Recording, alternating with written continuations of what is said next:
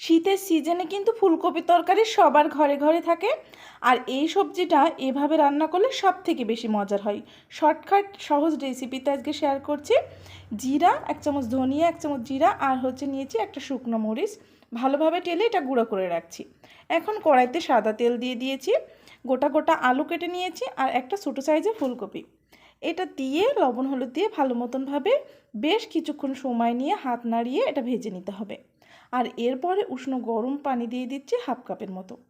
নেড়ে চেড়ে মিশিয়ে নেওয়ার পরে এখানে দিয়ে দিচ্ছি ঢাকনা দিয়ে এটা 2 থেকে 3 মিনিট জাল করে নেওয়ার পরে কাঁচামরিচ আর রসুন বেটে দিয়েছি, সাথে সরিষাও ছিল।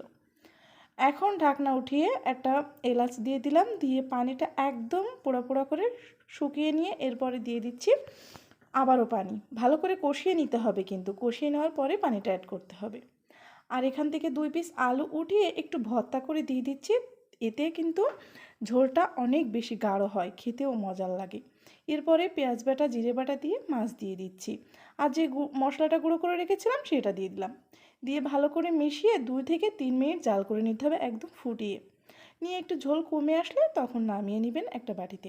হয়ে যাবে গরম গরম ফুলকপির তরকারি। এটা খেতে যে এত স্বাদ আর বলবো কি। বাসায় একদিন ট্রাই করে দেখবেন, আর ভালো লাগলে রেসিপি শেয়ার করবেন। ধন্যবাদ।